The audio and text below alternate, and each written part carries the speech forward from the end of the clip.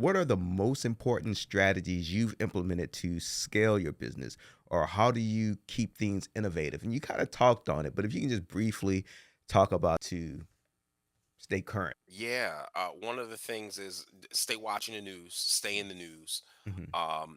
One of the social medias that I frequent the most is X now, but Twitter. Hmm. I follow a lot of news folks. I follow a lot of scholars. I Hmm. follow a lot of people, and just try to stay up on information. And then I ask myself, do I want to touch on that? Do I want to write on that? But it keeps me to where now I have options instead of trying to figure out, well, what do I need to write about next? Or what do I need?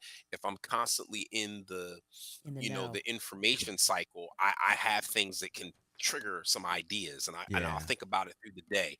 So staying on top of news, I think that that's one thing for me. Another thing is constantly reading. I read a lot, and my students make fun of me because I read a lot. My family makes fun of me because I read a lot.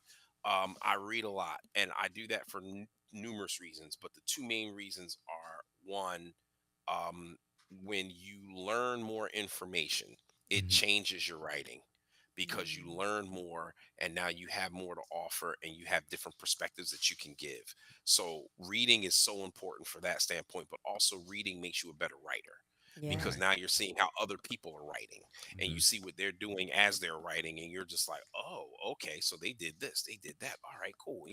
Mhm. So I think that that's important, as well.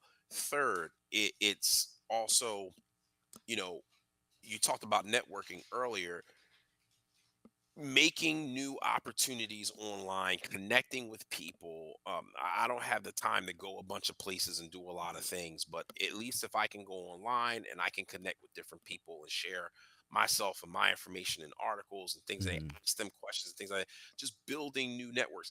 And again, asking. I'm always searching. Is there an opportunity for someone to? Is there articles that some people want, or is folks looking for this, looking for that?